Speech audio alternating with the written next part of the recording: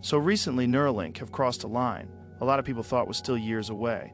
A person who could not move their hands used nothing but thought to move a cursor, type words, and talk to the world again.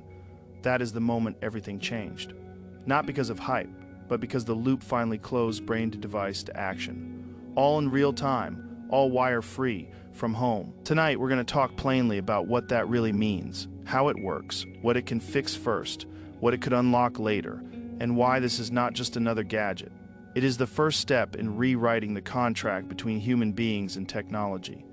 Let's start with the device itself. Picture a coin-sized puck set into the skull, so it sits flush under the skin. No dangling wires, no external ports. Inside that puck are tiny, flexible threads, thinner than a human hair, each carrying clusters of sensors that listen to groups of neurons firing. Those threads spread across the motor areas of the brain, like soft roots picking up the electrical whispers that used to become hand movement, arm movement, or even imagined speech. The implant talks to a small wearable charger when you need power, like placing a phone on a wireless pad. It also talks to a computer or tablet over a secure radio link. That is the entire physical story. A clean implant, flexible threads, a charger, and a software stack that turns thought into control now. How does that actually turn brain activity into action on a screen? Your brain speaks in patterns, not single neurons doing magic tricks, but big crowds rhythmically talking at once.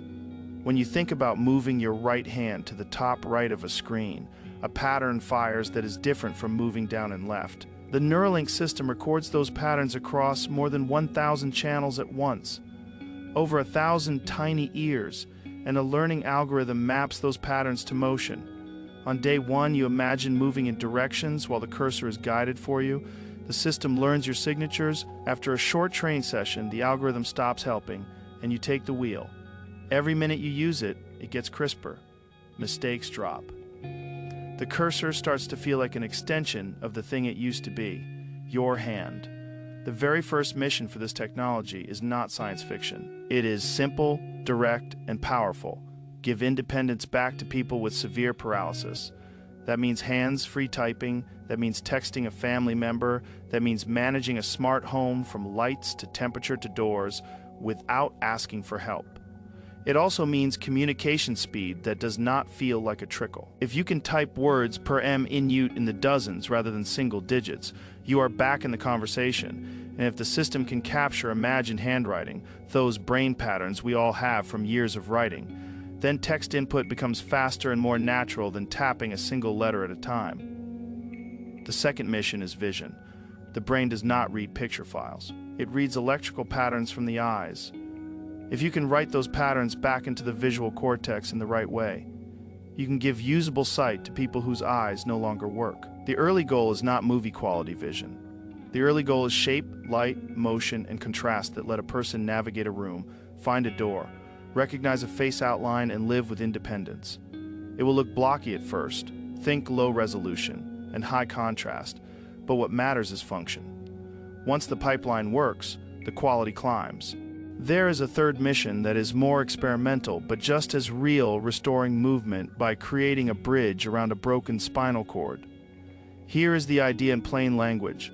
One implant reads the intent to move from the brain. Another set of electrodes on the muscles of the spinal cord writes the signal back in. Software sits between them, translating intent into stimulation. You think, open the hand. The bridge fires, the hand opens. Therapy plus thousands of repetitions rewires the system over time. That is not a promise for tomorrow morning, but the building blocks are all on the table today. Read, translate, stimulate, repeat. But let's pause and talk about the hardest part: surgery and safety. Flexible threads are wonderful once they are in place, but they are too delicate for human hands. That is why the surgical robot matters. It aims, it avoids blood vessels, and it places each thread with sub-millimeter precision, like a sewing machine that can see. The skull becomes the anchor for the puck, the skin closes over it, and there is no tether left behind. The body tries to protect itself from anything foreign, so the materials have to be biocompatible, and the system has to be quiet. No heat, no sharp edges, nothing that agitates tissue. Batteries must last, software must fail safe, And every update has to be controlled the way we control updates in medical devices, not the way we update a phone. What about privacy? This is not a toy camera watching your living room. This is brain data. So the rules need to be stricter than anything we are used to. Encryption, end-to-end consent for every new feature.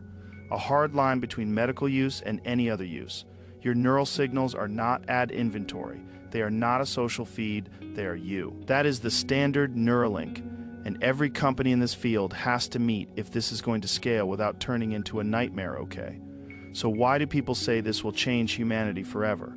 Because once the basic pipe exists, read from the brain, write to the brain, learn and adapt, the number of things you can do with that pipe explodes.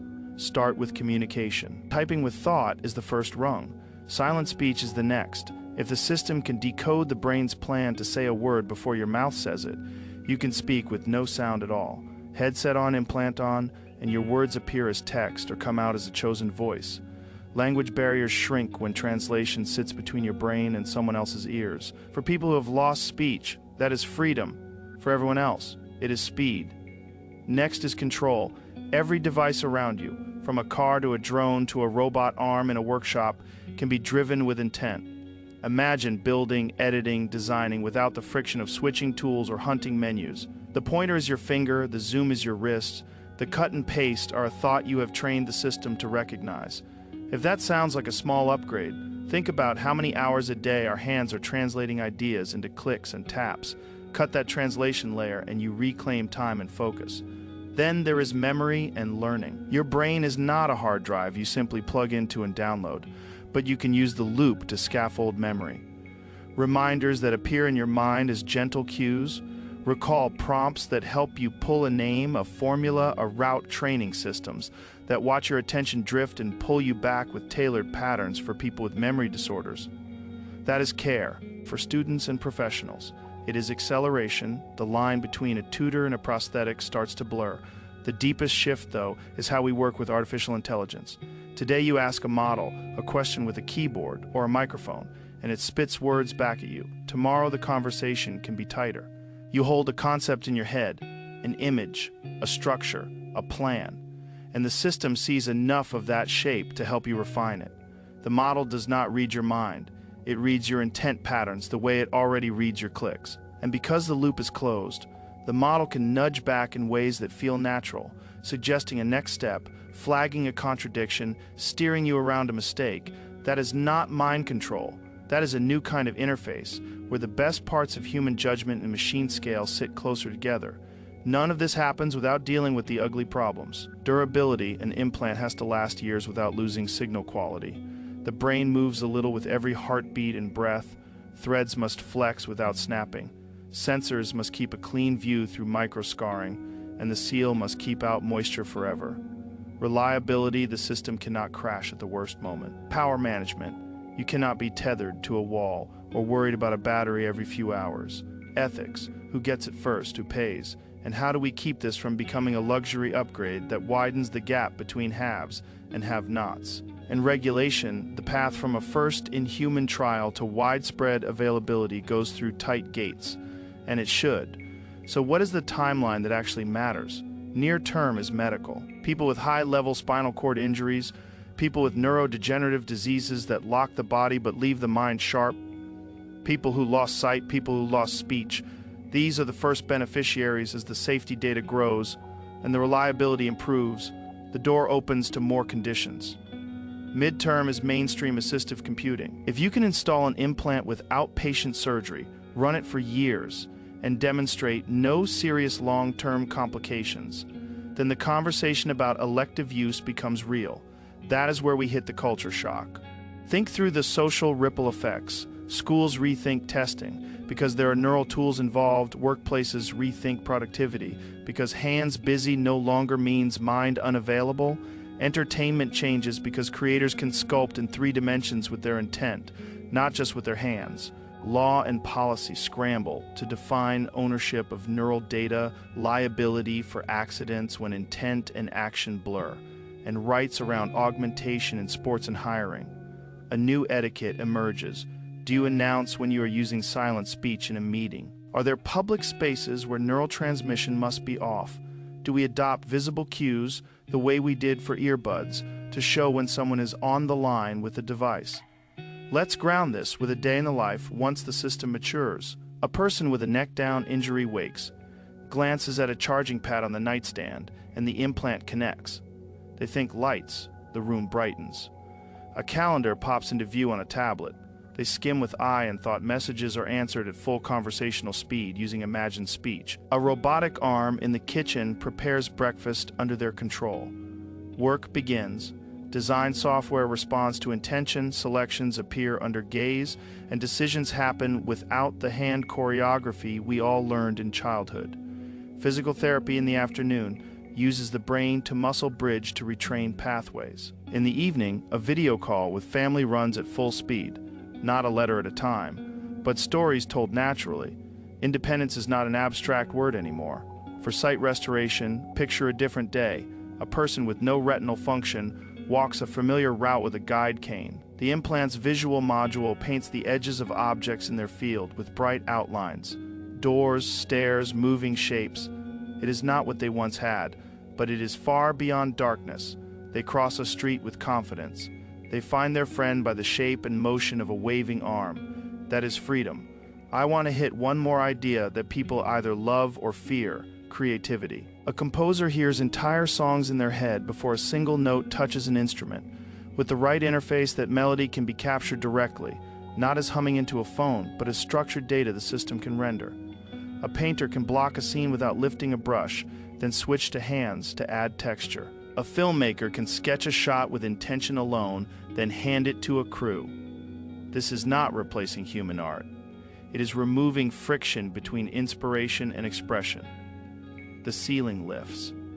So what could go wrong, Plenty, if we are careless?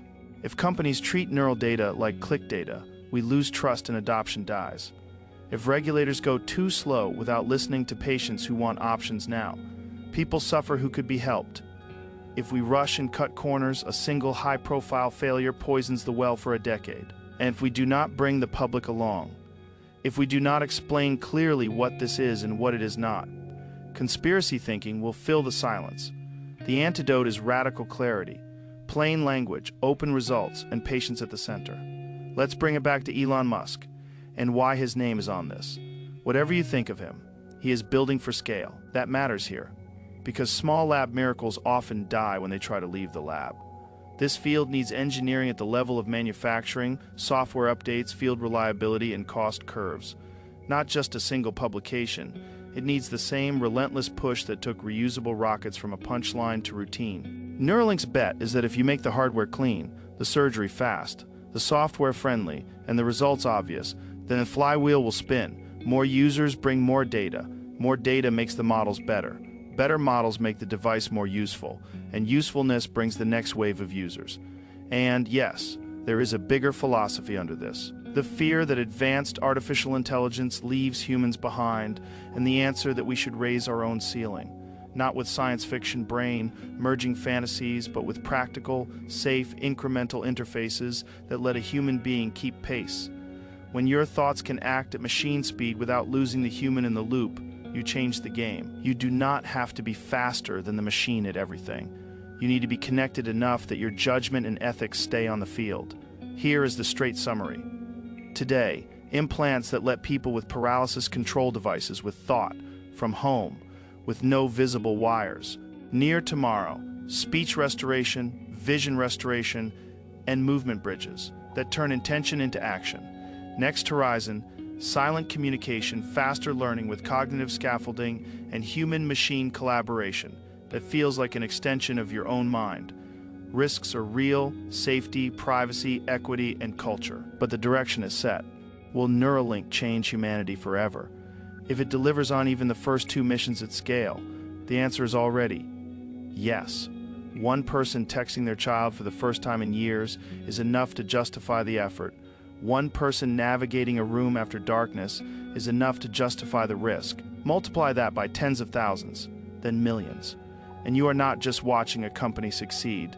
You are living in a different kind of society, one where human capability is not capped by the body we were born with or the accident we suffered.